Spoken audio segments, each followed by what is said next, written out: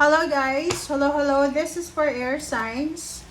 Gemini, Libra, and Aquarius. Welcome dito sa aking channel, Kapalaran 888. Welcome. Alamin natin air signs, panong messages, vibration, gabay, energy para sa inyong lahat. Okay, first card natin is number 6 of diamonds, number 66.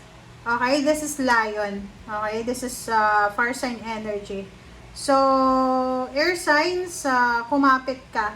Kasi this weekend, sinasabi ng barahan na posibleng there's a sudden news, sudden shock, na posibleng malalaman mo na bad news siya. So, kumapit ka. Maybe this is all about money, or this is all about the fire sign, Leo, Aries, Sagittarius.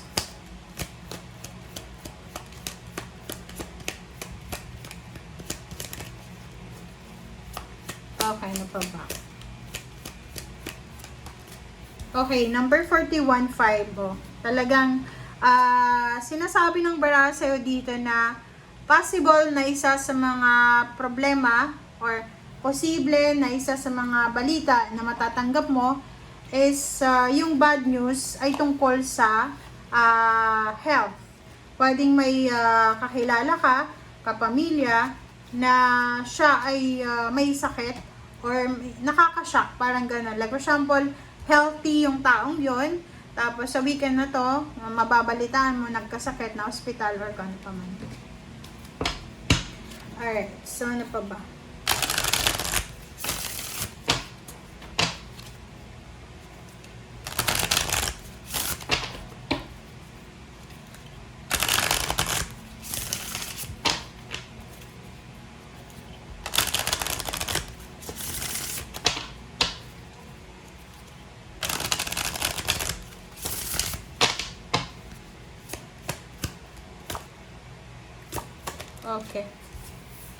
Okay, look for fairies. Ang look for fairies na yan, this one is look for someone na posibleng makakatulong sa'yo. This one is look for also guidance. So whatever man, kung ano man ang issue mo this weekend, ano man na balita na yan, good news or bad news, or kung ano man ang issue mo na posibleng pagdaanan sa weekend na to, ang kailangan mo daw na unang gawin ay mag-pray. Okay? You need to pray. You need to invoke your angels, archangels, and guides. And you need to be positive and lift everything sa ating Panginoon kung ano talaga ang issue ngayon sa linggong ito. Kasi wala ka namang control. Kailangan mo lang sumunod. Just go with the flow and just pray. Okay?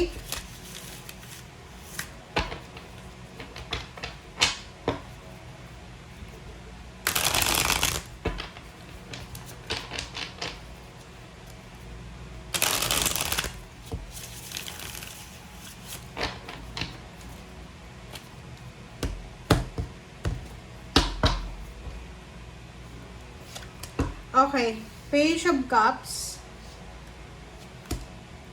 the Empress,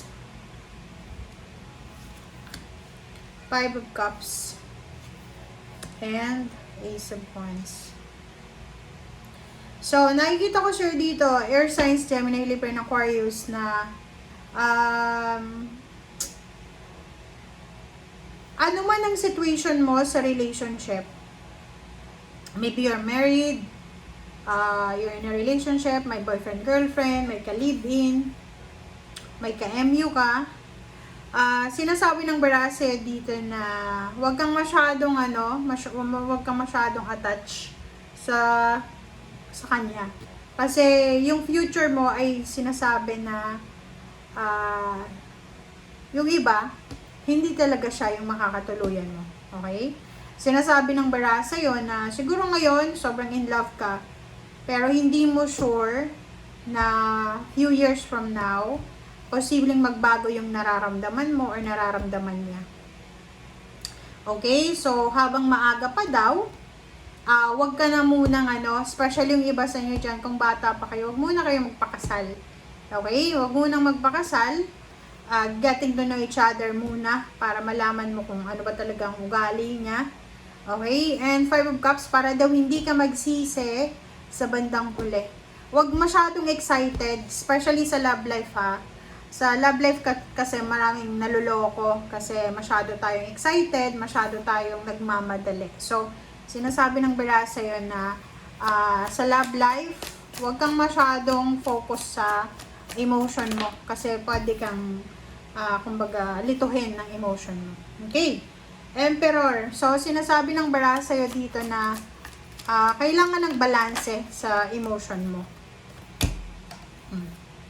Sabi ng Bira sa'yo dito na may mga air signs, Gemini, Libra, and Aquarius na posibleng matatagpuan nyo yung love of your life sa ibang lugar. So, like for example, kung heartbroken ka sa lugar na yan, subukan mo daw na mag-travel, subukan mong magpakalayo-layo, kasi possible ka na makahanap ng peace of mind or new life sa ibang lugar. Ano yung pinagsisisihan mo or pwedeng pagsisihan? Decision making. Ang sabi ng Bira sa'yo dito, mag-iingat tayo. Okay, air signs, Gemini, Libra, and Aquarius. Mag-iingat ka sa sarili mong desisyon, sa sarili mong diskarte. Iwasan mo daw yung maging aggressive, maging impulsive. As a fire sign, yung fire sign, same with the air signs na talagang aggressive. So, sinasabi ng Bira sa'yo na iwasan nating maging fiery.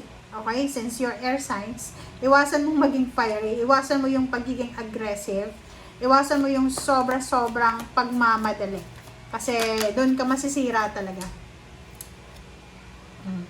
Lalo na sa pera, huwag tayong pipirma ng kontrata na hindi natin alam kung ano yung nilalaman ng kontrata. Basahin ng mabuti.